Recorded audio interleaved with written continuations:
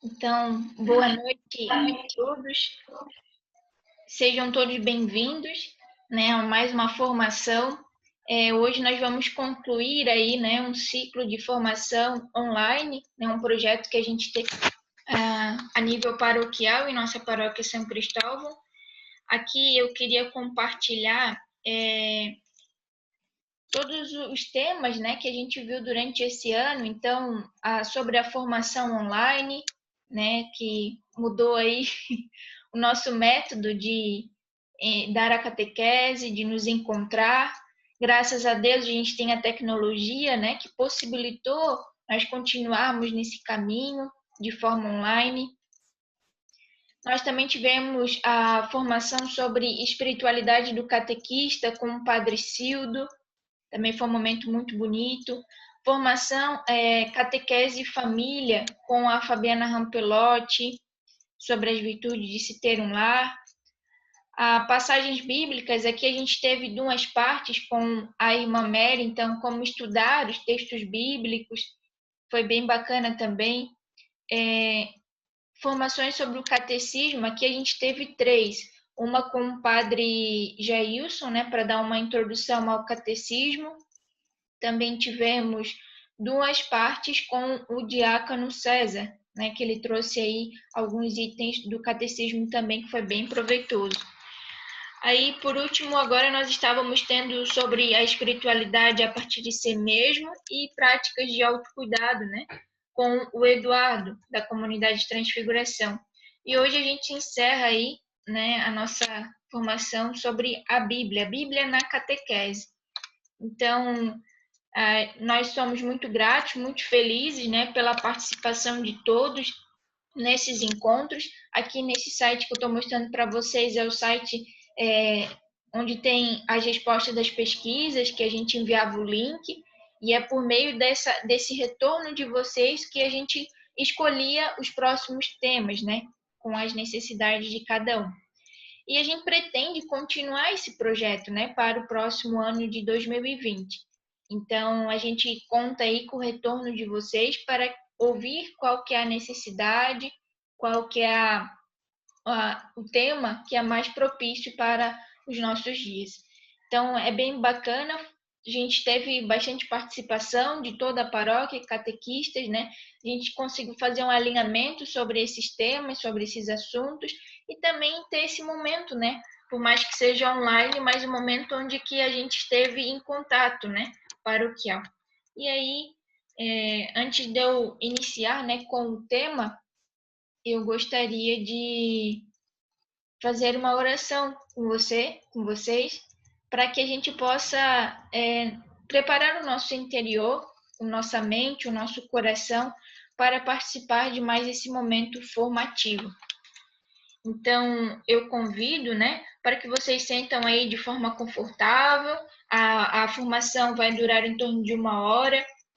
Convido aqueles que puderem ligar aí a câmera, né, para que eu não me sinta tão sozinha, e que desliguem o microfone durante a formação, mas ao final podem fazer as partilhas, sugestões, e também enviaremos o link para uma nova pesquisa aí, né, para ver como que ficam os assuntos para o próximo ano, os temas. Então, com a mão no nosso coração, com os olhos fechados, que a gente possa, então, neste momento, fazer uma oração inicial, pedindo para que o Espírito Santo de Deus possa habitar de forma extraordinária no nosso coração, na nossa vida, na nossa história, na nossa família, que possamos verdadeiramente escutar, partilhar, compartilhar o conhecimento. Quem sabe isso que eu vou conduzir aqui você já sabe, mas que caia de forma diferente no teu coração essa noite. Que a gente possa trocar experiências, trocar conteúdos, tudo isso inspirado pelo Espírito Santo de Deus. Em nome do Pai, do Filho, do Espírito Santo. Amém. Pai nosso, que estais no céu, santificado seja o vosso nome, venha a nós o vosso reino, seja feita a vossa vontade, assim na terra como no céu. O pão nosso de cada dia nos dai hoje, perdoai as nossas ofensas, assim como nós perdoamos a quem nos tem ofendido, e não nos deixeis cair em tentação, mas livrai-nos do mal. Amém.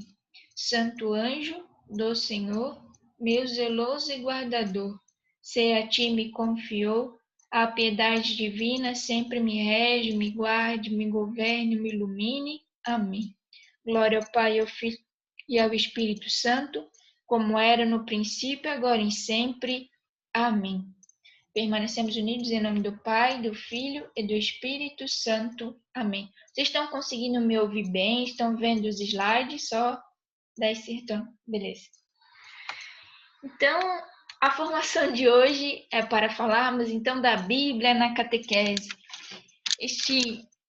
A palavra de Deus, né? Que é vida na nossa vida, que alimenta a nossa fé, a nossa espiritualidade, que nos faz aprofundar, mergulhar em todo esse mistério de nossa fé. Então, é com muita alegria que eu preparei algumas curiosidades, algumas práticas, algumas experiências. Espero que possa compartilhar com vocês e ajudar no dia a dia aí da catequese. Então, para iniciarmos, né? A gente sabe que a Bíblia é o livro aí mais famoso do mundo. Ele foi traduzido em mais de 1.600 idiomas. E é tão bacana isso que, não sei, a realidade de cada um, mas tem vezes que a gente tem até vários livros de Bíblia, né? Várias tradições da Bíblia em nossa casa, que fale com palavras diferentes, mas que também transmita o Evangelho. Então, é um livro que é muito antigo e que é muito famoso e que nos ajuda de forma extraordinária aí a nossa vida. E também, principalmente, na catequese, né? Só que a gente sabe que, por mais que esteja presente aí em praticamente todas as nações, né, tem esse livro, a gente sabe que em algumas realidades a Bíblia ainda não alcança, a Bíblia ainda não chegou, né? A gente sabe que para a gente é um livro acessível, mas para muitas pessoas eles ainda não conseguem, né, adquirir este livro. E aí está a missão da igreja, né, da ação evangelizadora da igreja, que é expandir, que é publicar, que é aproximar a palavra de Deus, distribuir, né, para que a mensagem, o verbo, né, ele possa chegar a esses cantos. Então, e muitas vezes existem missionários, que até mesmo são essa palavra viva, esse testemunho que estão lá presentes nas comunidades. E que alegria que é para uma comunidade que vive a fé na sua realidade e que não tem condições de ter a Bíblia, e quando recebe a Bíblia, a palavra de Deus, é uma alegria só. É como se a pessoa recebesse um tesouro. E, na verdade, ele é mesmo um tesouro, né, para todos nós. A palavra de Deus nos ajuda, nos santifica, nos ilumina.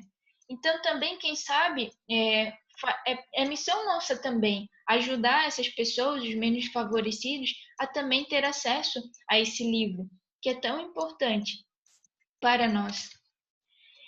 Ele é muito antigo, a Bíblia ela começou a ser escrita em 1250 a.C. e ela foi concluída em meados de 100 depois de Cristo. Então aí levou em torno de 1.500, 1.600 anos para ser escrita. Então pensa só quão antigo que é. E aí sabe qual que era o idioma que foi escrito mesmo a Bíblia? O Antigo Testamento, ele foi escrito em hebraico, que era a língua lá, o idioma na época. E o Novo Testamento, que aí Jesus já estava presente, né? Ele foi escrito em aramaico. Então, aí são dois idiomas que eu estou falando isso para depois vocês terem aí uma ideia de uma outra curiosidade que eu vou trazer para vocês também. Então, o Antigo Testamento foi escrito em hebraico e o Novo em aramaico. E aí, como eu digo que a Bíblia é um tesouro, então existe, né, um lugar para guardar esse tesouro. Esses escritos que são mais antigos, né, essas cópias dos escritos, elas estão guardadas na Biblioteca do Vaticano.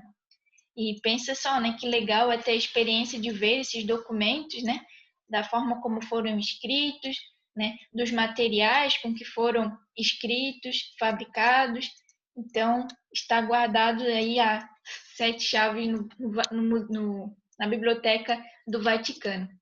E aí, uma outra curiosidade é que a Bíblia, ela não foi escrita em papel, em caneta, né? Claro, porque lá na época não se tinha esses objetos, esses instrumentos. Foi escrita em cerâmica, que é esse primeiro círculo aqui, que é como se fosse um tijolinho, assim, sabe? E aí foi escrito ali, foi guardado, então, esses documentos, né? Esses pequenos tijolinhos de cerâmica. Também foi escrita com papiro. E olha só que interessante, é uma planta aquática, que era feito todo um processo, né? Era colhido, era colocado para secar, era feito todo um tratamento para se transformar também num papel para que pudesse ser escrito. E aí nós temos também o pergaminho, que é esse terceiro círculo aqui, onde também utilizavam para escrever a Bíblia. Sabemos também que a Bíblia ela é dividida aí em duas partes, né? E que ela contém 73 livros. E muitas vezes a gente ouve dizer que a Bíblia é uma biblioteca de livros, justamente por conta disso, porque nela contém 73 livros.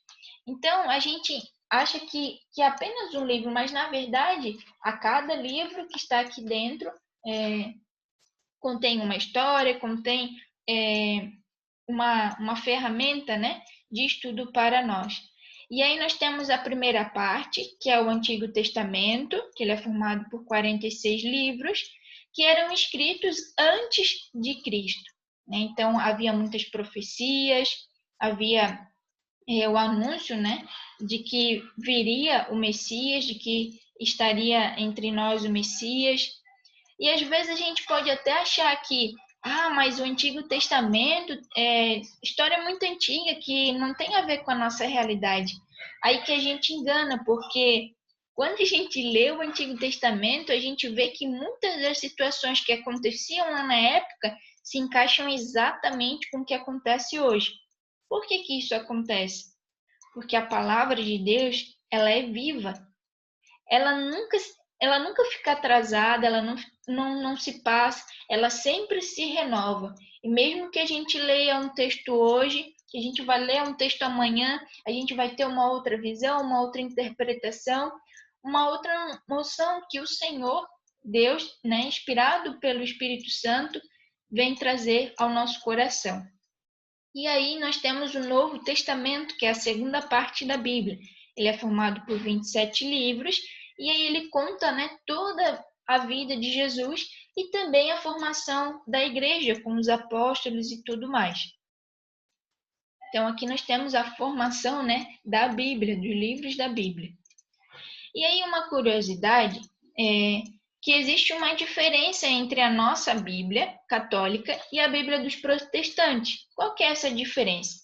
Na Bíblia dos protestantes foi retirado 7 livros, que é Judite, Tobias, Sabedoria, Eclesiastes, Baruque, 1 Macabeus, 2 Macabeus, o capítulo 11 e o 16 de Esther, e o 13 e 14 de Daniel, e os versículos 24 a 90 do capítulo 3 também do livro de Daniel. Mas por que foi retirado, né, esses livros? Lembram que eu comentei que o Antigo Testamento ele foi escrito em hebraico e o Novo Testamento em aramaico. E quando começou a se popularizar os escritos, as passagens bíblicas, e eles começaram a formar, né, essa biblioteca de livros, a selecionar e também a traduzir para o grego, houve então, nesse momento, né, dessa organização em que os protestantes entenderam que eles colocaram algumas regras, né, em relação à Bíblia deles. Então, as regras eram assim: os escritos eles tinham que ser, deveria ter sido escrito na Terra Santa, ele deveria ter apenas o idioma do hebraico, não podia ser escrito em aramaico e nem em grego, precisava ser escrito antes de Esdras e sem contradição com a Torá ou a lei de Moisés. Então, eles colocaram alguns critérios para fazer essa organização. E é então que ficou então um pouco diferente da Bíblia nossa católica. Então, é uma curiosidade. Bom, a Bíblia, por si só, é um livro que foi inspirado por Deus. Isso, né, como catequistas, como cristãos, como batizados, a gente tem plena certeza, né, que a Bíblia ela foi inspirada por Deus. Não que Deus tivesse escrito, né, todas essas histórias, mas com certeza que a Bíblia é inspirada por Deus. Por quê? Na própria palavra de Deus, em 2 Timóteo capítulo 3, versículo 16 ao 17, diz assim: toda a escritura é inspirada por Deus e útil para ensinar e para convencer, para corrigir e para educar na justiça, a fim de que o homem de Deus seja perfeito e preparado para as boas obras. Então, disso a gente tem certeza. Mas a gente sabe, né, que nessa inspiração de Deus, Deus inspirou alguns homens, que eles tinham, então, o nome aí de agiógrafos, que tinham, então, a missão de escrever a palavra de Deus. E aí, olha só que imagem legal. Então, havia um agiógrafo, né, escrevendo ali no pergaminho, com uma pena, tinta. Haviam mais 2 homens ao seu lado, bem provável que também seriam agiógrafos, que estavam trabalhando nesses textos. E aí, a inspiração de Deus, a passagem qual que ele deveria estar escrevendo ali? O nascimento do menino Jesus, não é? Tem Maria, tem José, tem ali as ovelhinhas e tem o menino Jesus. Então, aqui a gente percebe que, por mais que foi escrito por mão humana, pelos agiógrafos, a gente entende e crê que esses livros, essas escrituras, elas foram sim inspiradas por Deus.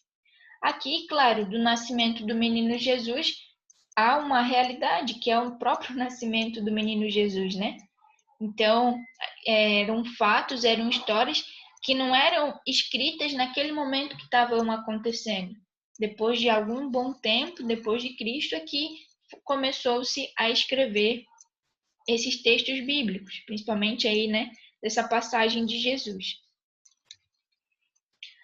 Aí eu falei que foi a Bíblia inspirada por Deus, mas é interessante a gente saber que existem alguns livros que a gente até acharia que poderia ser incluso na Bíblia, porque tem uma linguagem tão bonita, que são os livros apócrifos, né? Que eles não fazem parte dos livros canônicos, né?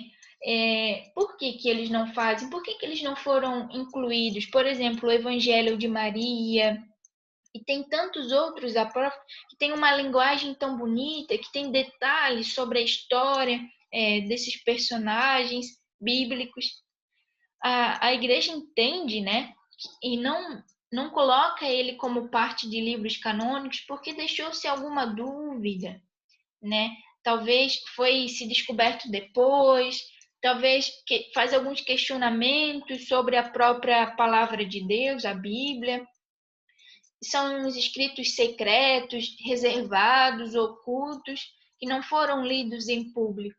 E aí entende-se, então, que não seria recomendado, né, incluir, e realmente não foi incluído na Bíblia.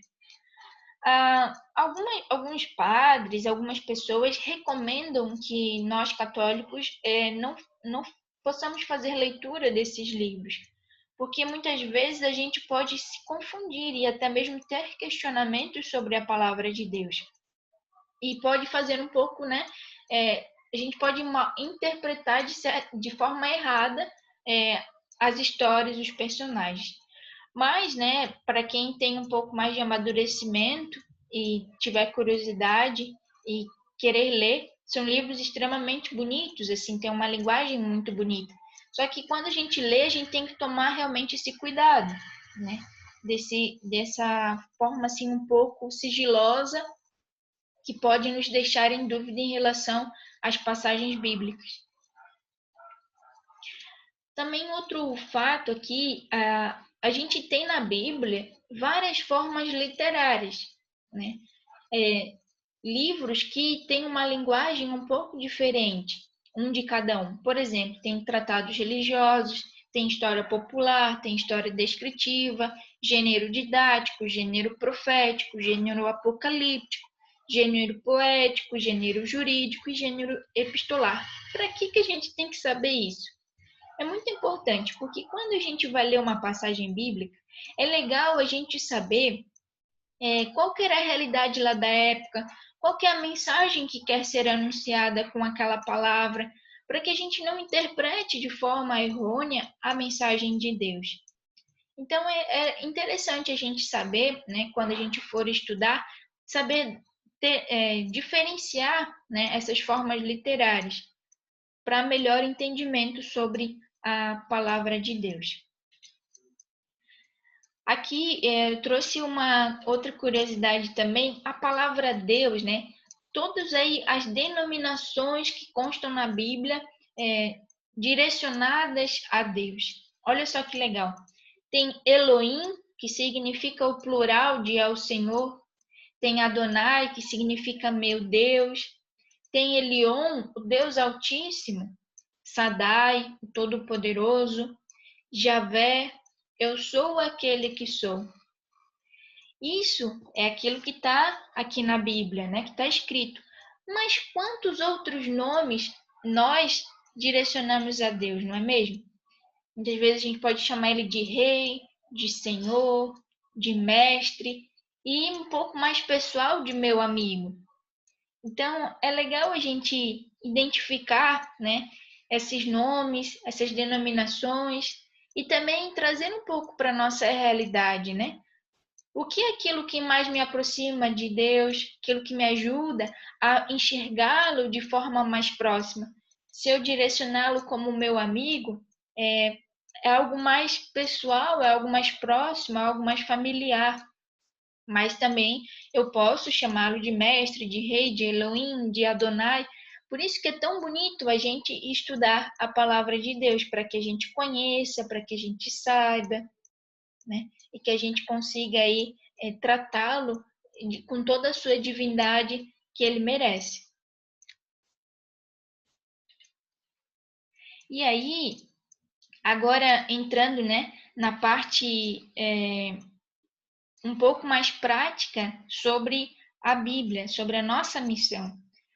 Todos nós aqui somos catequistas e todos nós temos uma missão. Não só porque nós somos catequistas, mas porque nós somos cristãos, porque nós fomos batizados e que Deus nos convidou para uma missão muito bonita. E aí, né, está lá em Marcos, capítulo 16, versículo 15. Ide por todo o mundo e anunciai a boa nova a toda a criatura. Então, é um convite que Deus nos faz, né? A anunciarmos a sua boa nova, a anunciar a palavra de Deus. Só que de que forma será que a gente consegue anunciar a boa nova? Qual é a melhor forma para que nós, catequistas, possamos anunciar a boa nova? Uma coisa a gente precisa ter bem claro, que nós, como catequistas, às vezes a gente tem a ideia de que a nossa missão é transmitir um conteúdo, mas que, na verdade, a nossa missão de verdade é comunicar uma mensagem. Beth, mas qual é a diferença de transmitir conteúdo e de comunicar uma mensagem? Olha só que legal. No Diretório Nacional da Catequese está escrito assim: na catequese, quando se fala em conteúdo, pense-se em geral na doutrina e na moral. João Paulo II afirmou enfaticamente: quem diz mensagem diz algo mais que doutrina. Quantas doutrinas de fato jamais chegaram a ser mensagem. A mensagem não se limita a propor ideias. A mensagem é vida. Então, quando a gente tem a ciência de que a nossa missão é muito mais do que realmente transmitir um conteúdo, e sim de comunicar uma mensagem, de comunicar a mensagem, a vida, Deus, né? O verbo que se fez carne, a gente consegue tomar um cuidado ainda maior, né? Em nossos encontros de catequese, a preparar ainda com mais carinho, com mais dedicação, este momento do compartilhamento, que a nossa missão, afinal, é fazer ecoar a mensagem do Evangelho. Então, que a gente possa fazer com que essa mensagem torne vida nos nossos encontros de catequese, na nossa própria vida, na faculdade, nos estudos, no trabalho, na nossa família. Né? Que a mensagem, que a palavra de Deus, ela realmente se torne vida em nossa vida. E aí, nós como catequistas, nós temos uma missão muito importante. Antes da gente cumprir a missão de fazer, de comunicar a mensagem, a gente pode ter uma prática muito legal, muito bacana, que nos ajude nessa comunicação, que é uma leitura orante, né? É praticar a leitura orante. É a gente pegar uma mensagem, uma passagem bíblica, é ler, fazer a leitura, a meditação, a oração e a contemplação. Afinal, antes da gente querer comunicar, querer ensinar, a gente mesmo precisa entender. A gente mesmo precisa ter recebido essa mensagem, ter cumprido aí o papel da comunicação. E aí aqui tem um detalhe, né, de cada passo. Então, na leitura, eu ler pausadamente a palavra de Deus para poder entender. E se preciso for, que eu possa reler essa passagem bíblica, que eu possa destacar as palavras que chamam a atenção e que realmente eu entenda aquilo que eu estou lendo, para depois poder fazer uma meditação. Mas o que é a meditação? É entrar no cenário do texto e trazer para a vida, mergulhar no mistério do texto. Então é muito mais do que ler, é realmente entrar lá dentro daquela situação, daquele cenário, daqueles personagens. Para que depois então eu possa fazer uma oração, eu possa silenciar o meu coração, falar com Deus através do louvor, do agradecimento, do pedido, da súplica, do oferecimento, do pedido do perdão, fazer com que a palavra de Deus, aquela passagem bíblica, converse comigo. E aí, dependendo de qual passagem ou do momento que eu estou vivendo, eu fazer uma oração que se encaixe com aquele momento. E por fim, que a gente possa contemplar a palavra de Deus, ver a vida com os olhos da fé. É sentir quase intuitivamente a presença da Santíssima Trindade ao nosso lado. Olha só que profundo, né? E realmente não é uma leitura qualquer, é uma leitura com que promove um encontro verdadeiro com o Senhor. Então, nós como catequistas, nós podemos praticar essa leitura orante, né? Esses 4 passos: leitura, meditação, oração e contemplação. Isso no momento anterior, né, ao encontro com as crianças, com os jovens, com os adolescentes. E aí, depois que eu realmente, né, tiver feito esses passos, tiver entendido, tiver estudado, tiver vivenciado o momento com Deus, aí chegou a hora de eu comunicar a mensagem, de eu comunicar aquilo que eu vivenciei.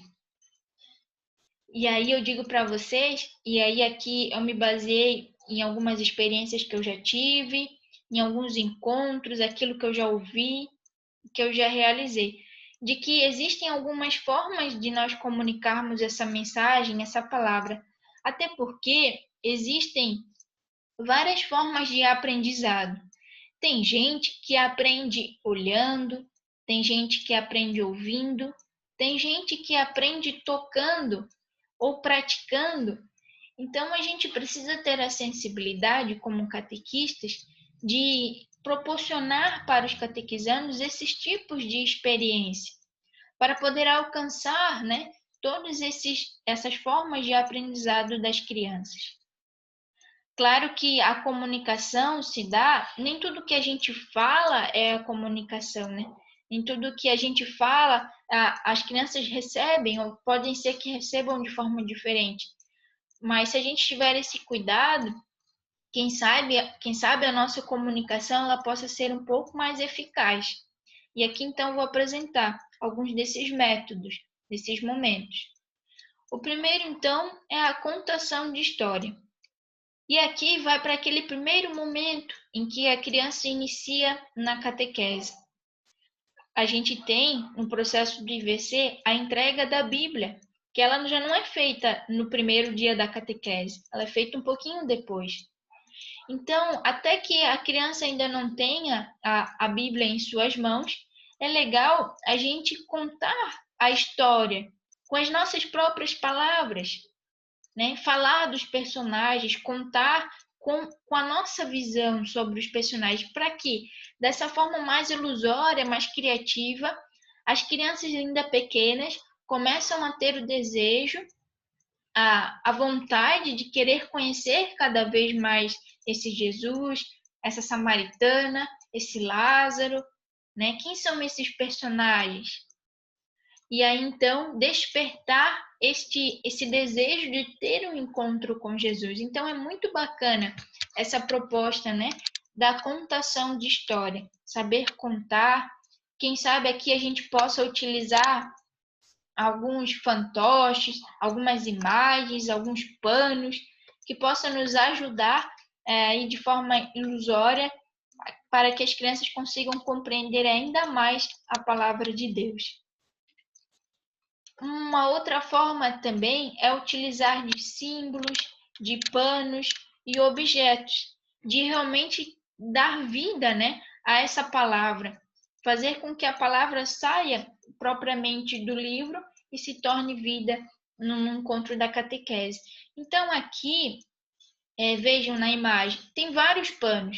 Vamos supor que nesse momento aqui a gente fosse contar a história, a passagem bíblica da Santa Ceia, cada pano desse aí representa um discípulo. Então, é dar movimento à palavra de Deus. A gente pode até deixar esses panos aí no chão mesmo, para que eles possam ver os objetos, as imagens, mas a gente também pode movimentar, pode pegar o pano, pode ir em cada fala, né, dos personagens, levantando os panos. Então, é uma forma também de comunicar, né, além daquela mensagem falada. Aí nós também podemos utilizar dos sentidos, né? Os sentidos de sentir, ouvir, perceber, tocar. Vejam, nessa foto aí, vamos imaginar que a passagem bíblica que estava sendo anunciada fosse de Pedro e Jesus. E ali nós temos um personagem, né? Que é Pedro, que está com um pano roxo, e o pano vermelho seria Jesus. Esse abraço de Pedro lá na beira do lago, quando ele consegue reencontrar Jesus novamente, e ele consegue dizer para Jesus, né, professar o seu amor por 3 vezes, sendo que ele estava arrependido porque havia negado Jesus 3 vezes. Então, é as pessoas se colocarem no papel do personagem. Então, qual que é o sentimento, né, que Pedro estava sentindo ali na hora, e de Jesus, e esse abraço, o que estão sentindo, e depois fazer esse momento de partilha, como foi se colocar no lugar? E aí, claro que nessa passagem só teve 2 personagens, e o restante do pessoal, eles estão utilizando outros sentidos, que é o ouvir o personagem de Pedro falando eu te amo, perceber o gesto do abraço, né? Poder ver e enxergar os sentimentos, se colocar lá no momento da passagem bíblica. Então, aí é utilizar dos sentidos, né, que também é bem bacana. Temos também uma outra forma de se comunicar, que é proporcionando momentos de emoções para as crianças, permitindo, né, dando abertura para que emoções aconteçam. Às vezes a gente tem o pensamento de que esses momentos assim extraordinários eles devem acontecer num retiro, num encontro, e que muitas vezes se não se é promovido esses encontros, as crianças acabam não tendo a oportunidade de vivenciar essas emoções, essas experiências. Então, nós como catequistas podemos ter um pouco utilizar um pouco mais da nossa espiritualidade e promover momentos e encontros que possibilitem os catequizandos a colocar as suas emoções para fora, a chorar, a sorrir, a cantar, a pular, mas também de se colocar em oração, de ler a passagem, mas depois olhar, colocar a passagem dentro do coração e olhar dentro de mim, como que caiu esse evangelho, essa passagem. E aí é dar voz aos catequizandos, é ouvi-los, a partilha que eles têm. Ah, eu senti isso, eu vi isso, eu lembrei disso. É a gente poder também dar abertura para que eles possam falar. Um outro momento também é de interiorização, né? Proporcionar esses momentos. Olha só que imagem bacana, né? Desse outro momento, dessa dinâmica. A mulher está olhando a cachinhos dourado ali, né? A moça de cabelo cacheado está olhando para a cadeira com um pano laranja. Vamos supor que, né, ali no momento era sobre a passagem da Samaritana.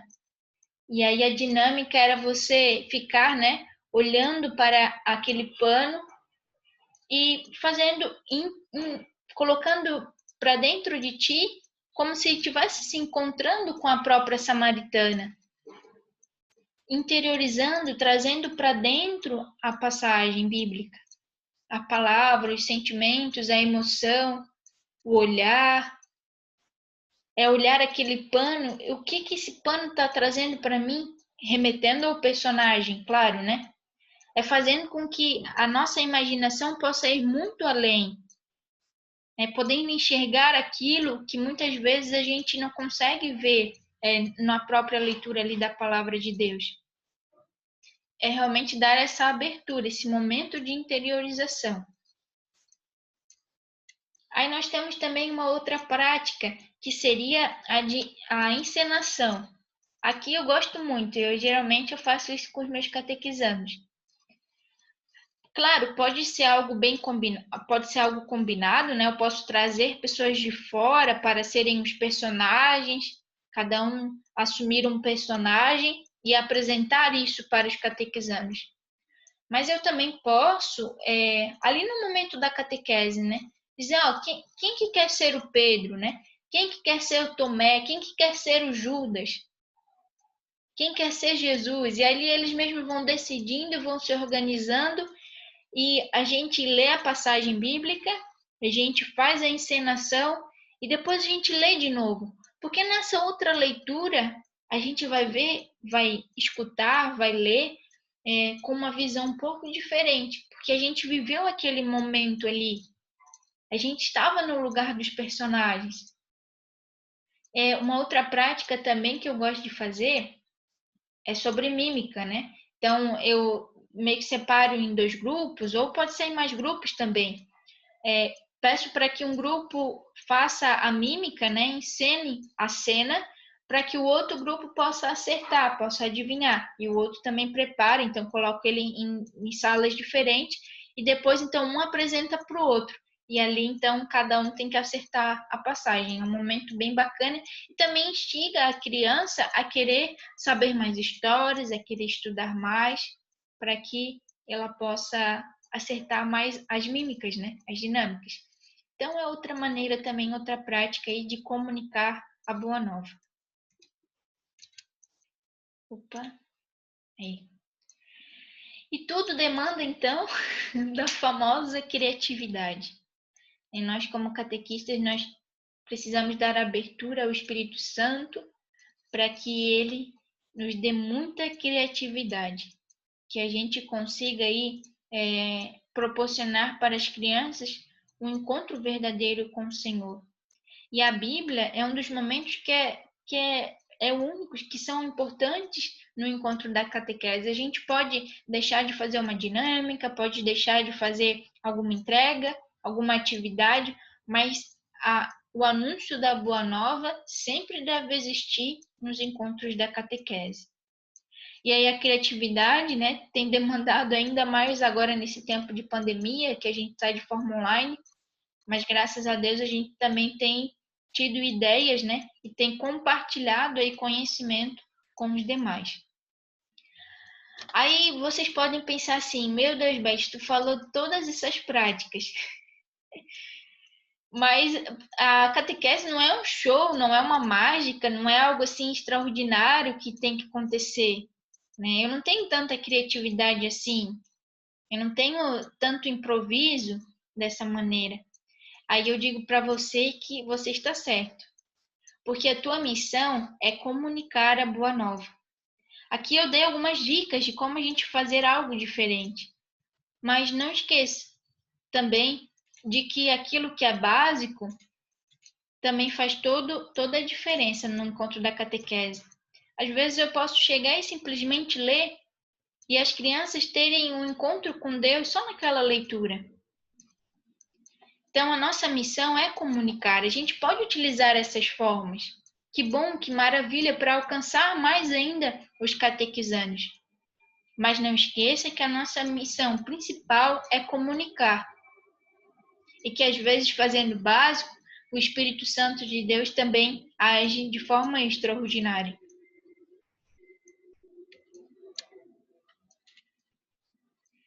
Porque se nós permitirmos que o Espírito Santo haja de forma extraordinária nos encontros da catequese, a gente vai permitir que isso aqui aconteça. Ó. Aqui, no encontro com Jesus, está a fonte da ação evangelizadora. Porque se alguém acolheu este amor que lhe devolve o sentido da vida, como é que pode conter o desejo de comunicar aos outros? Isso está no Evangelho Gaudium. Quando a gente proporciona um encontro das crianças com Deus, é inevitável que essa ação evangelizadora também aconteça com eles, porque vão chegar lá na escola e também vão querer compartilhar. Eu aprendi a história, né, de um menino que era pequeno chamado Zaqueu, subiu numa árvore para poder ver Jesus. Eles vão acabar compartilhando aquilo que é bom. Tudo que é bom deve ser compartilhado. E aquilo que realmente é bom, a gente vai falando, né? Semana, mês, passa o ano inteiro falando sobre aquele momento. Então, que na nossa catequese a gente tem essa oportunidade de proporcionar, pela palavra de Deus, o encontro das crianças com Jesus, de forma que possa motivá-los, né, a realmente comunicar aos outros, aqueles que estão perto deles, essa mensagem. E aí agora nesse momento eu gostaria de 1, 2, 3, 4. Eu gostaria de uns 4 voluntários aí, porque eu preparei um momento de oração para gente. E esses 4 voluntários que pudessem, tem 4 slides. E aí tem essa oração no início, e aí depois todo mundo responde o que está escrito todos. E para a gente ter esse momento de oração, aqui eu compartilhei algumas curiosidades da Bíblia, algumas maneiras práticas de fazer esse anúncio, essa comunicação da Boa Nova, mas que muitas vezes no nosso coração existe a insegurança, né? gera um sentimento de incapacidade. Será que eu sou capaz de proporcionar isso? E aí, nesse momento de oração, convido você a ficar de forma confortável, né? E se colocar em oração também, para que Deus nos ajude, para que Deus nos capacite, para que nós possamos ser uns bons comunicadores do Evangelho. E que mais do que comunicar, que a gente possa viver esse Evangelho em nossa vida, em nossa história. E aí, então, eu peço aí, não sei se alguém falou aqui no chat, peraí. Não. Ou podem levantar a mão, e aí podem fazer a leitura, e aí todo mundo responde todos. Pode ser? Pode. Amable pode ler.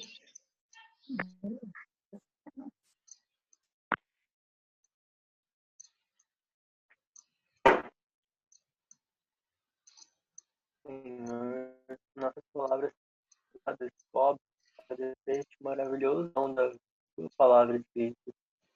Ultrapassando os limites do tempo, continua a nos falar da fé que dá sentido à vida, da alegria que abre os corações.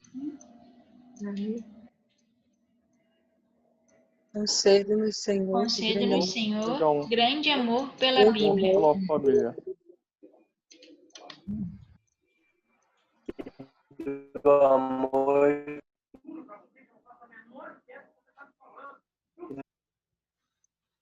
Próximo. Queremos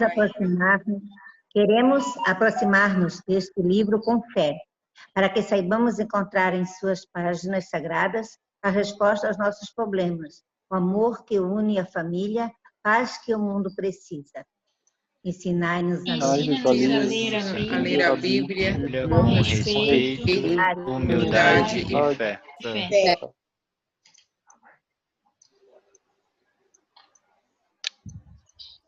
Queremos colocá-la em nossas casas para que seja luz que ilumina, palavra que acalma, presença viva de amor. Senhor, ajuda-nos a entender cada vez melhor a tua palavra. Para a tua palavra.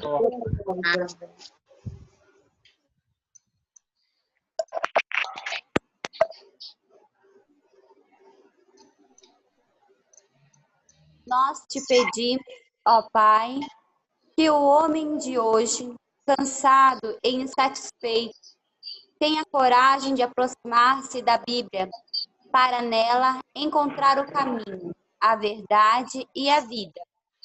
Amém. Então, que inspirados, né, nessa oração, nós possamos abrir o nosso coração e nos inspirar cada vez mais a anunciar a boa nova. Nós temos uma missão muito linda, que faz parte da ação evangelizadora da igreja. Que nós tenhamos coragem, que nós tenhamos amor, dedicação e ciência do grande papel que a gente tem na comunidade. A responsabilidade, né, de catequizar crianças, jovens, adolescentes, de iniciar, né, essa vida, essa iniciação à vida cristã das crianças. Então, eu agradeço muito a presença de cada um de vocês aqui nesse encontro de formação online, mas eu agradeço mais ainda pela perseverança, pela confiança em Deus, por dizer sim, por se colocar ao serviço. Tenho certeza de que Deus é eternamente grato, né, por vocês dizerem sim, e vocês se colocarem a serviço, vocês estarem nessa pastoral e de fazerem tudo com tanto carinho. A gente finaliza, né, esses encontros de formação online, mas a nossa ideia é de ano que vem permanecer também. Então, que o ano que vem, quem sabe aqui algum de vocês até possa estar aqui no meu lugar, conduzindo o encontro, que cada um possa ajudar, compartilhar, cada um tem algo a ensinar, a compartilhar. Então, que nós possamos colocar os nossos dons e os nossos talentos em prática para o reino de Deus. E aí eu quero finalizar com uma frase aí do próprio Papa Francisco. Ele vem responder uma pergunta. A pergunta é: o que quer dizer evangelizar? Testemunhar com alegria e simplicidade o que somos e aquilo que acreditamos. Então, aqui eu finalizo a formação de hoje, 5 minutinhos, e eu abro aí para dúvidas, sugestões, comentários. Alguém tem algo mais a compartilhar?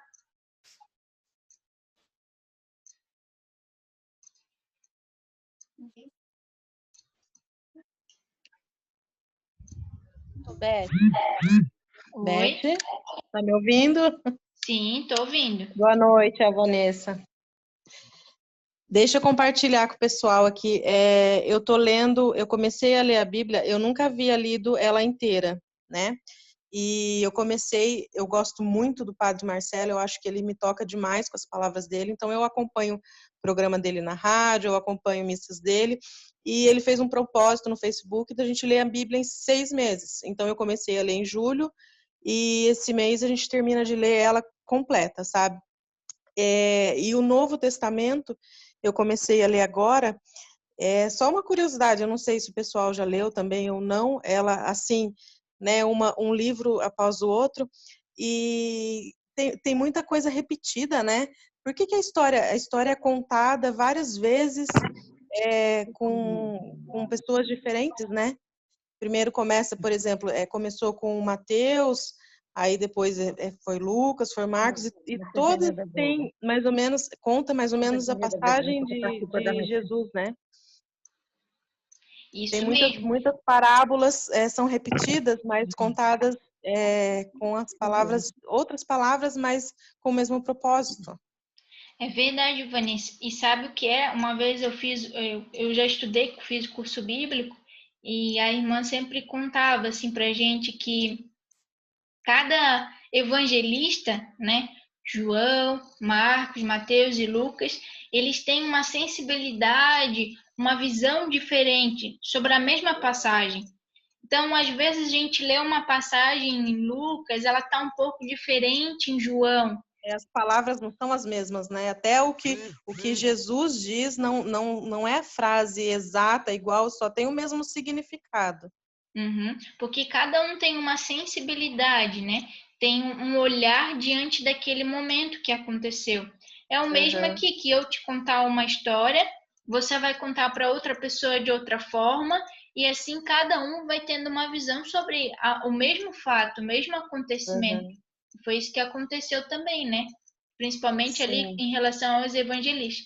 Mas é muito bacana quando a gente vai estudar alguma passagem, a gente lê, né, os dos 4 evangelhos. Às vezes vai ter só em 2, em 3, em 1, mas é legal a gente ver essas visões diferentes. Porque às vezes e até as mesmo, crianças podem que nem você questionar. falou, e às vezes você lê de um, você não entende, aí você lê do outro, você consegue entender o que você não entendeu, o que ele contou no primeiro, né? Vai de você ler várias vezes para você conseguir entender, porque tem coisas ali que é difícil você entender. É questão de vocabulário, né? Mas é bem bacana, é bem gostoso de ler. Mas o que eu me apaixonei foi o do Mateus. Eu me apaixonei pelo livro de Mateus. Que bom, que bom. Mais alguém gostaria de fazer Mas esse propósito da leitura, você comentou que está lendo o Novo Testamento agora.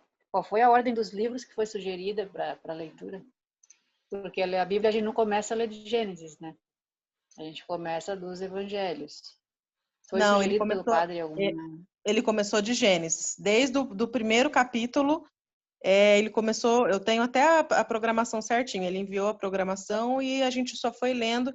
Tipo, primeiro dia você lê Gênesis do 1 ao 5, segundo dia do 6 ao 10, entendeu?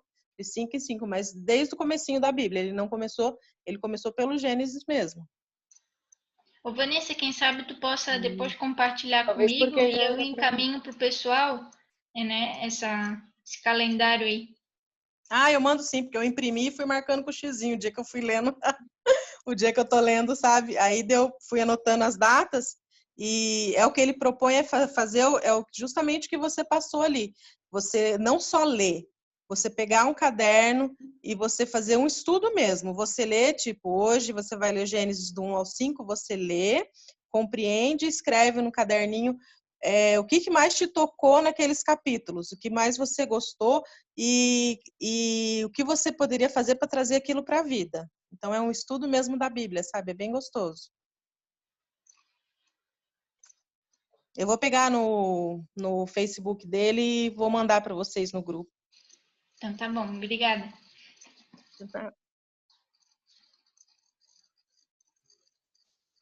Então, pessoal, eu queria agradecer novamente a participação de vocês.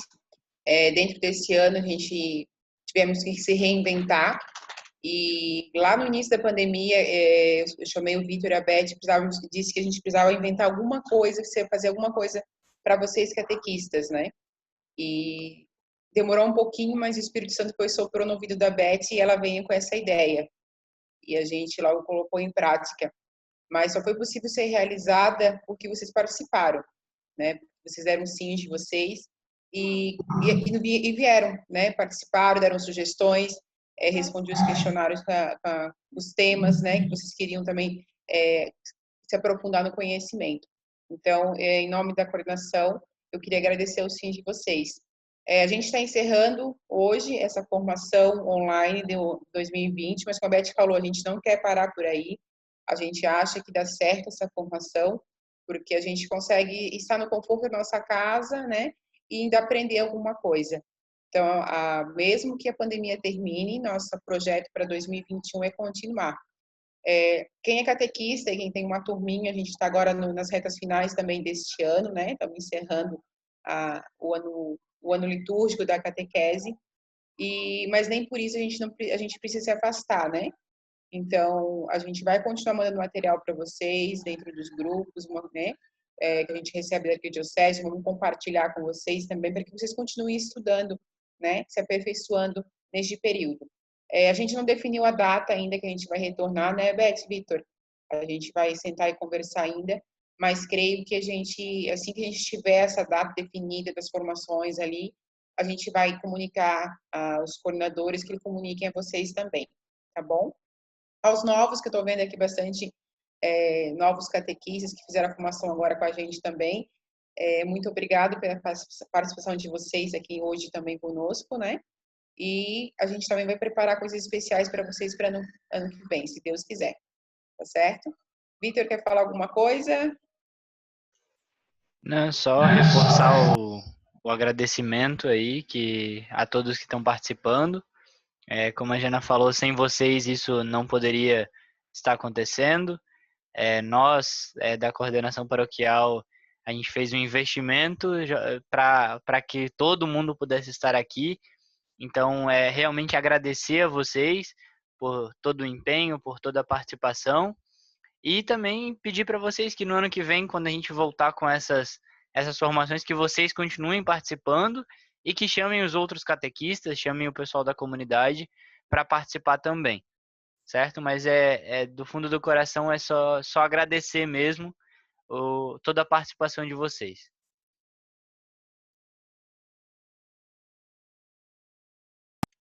Pode encerrar, Beth, fazer a oração final, se mais ninguém quiser falar, se alguém quiser falar ainda, né? Fica aberto aí também. A gente tem um link que eu enviei, né, também, sobre a pesquisa. Depois, quando terminar aqui, se vocês puderem responder, isso ajuda a gente ter um direcionamento sobre os próximos temas, né, para o ano que vem. Então, vamos agradecer a Deus, né, por esse momento e, em oração, pedir para que o Espírito Santo possa continuar, possa permanecer nos nossos corações, a promover um descanso, uma tranquilidade nesta noite, que a gente possa encontrar bem com os nossos familiares, a nossa família, que o nosso anjo da guarda esteja ao nosso lado nos protegendo e que Maria também possa interceder pela nossa missão junto a Deus. Ave Maria, cheia de graça, o Senhor é convosco. Bendita sois vós entre as mulheres, e bendito é o Bendito é fruto o do fruto do vosso vosso ventre, Jesus. Jesus. Santa Santa Maria, Maria, Mãe de Deus, rogai por nós, pecadores, agora e na hora de nossa morte. Amém. Amém. Então, que o Senhor nos abençoe, nos guarde, nos ilumine. Em nome do Pai, Do Pai, do e Filho do e do Espírito Santo. Amém. Amém. Fiquem em paz e que Deus abençoe. Amém. Um abraço aí, gente. Um Obrigado pela abraço para presença. todos. Simone, Obrigado. espera um pouquinho, Simone.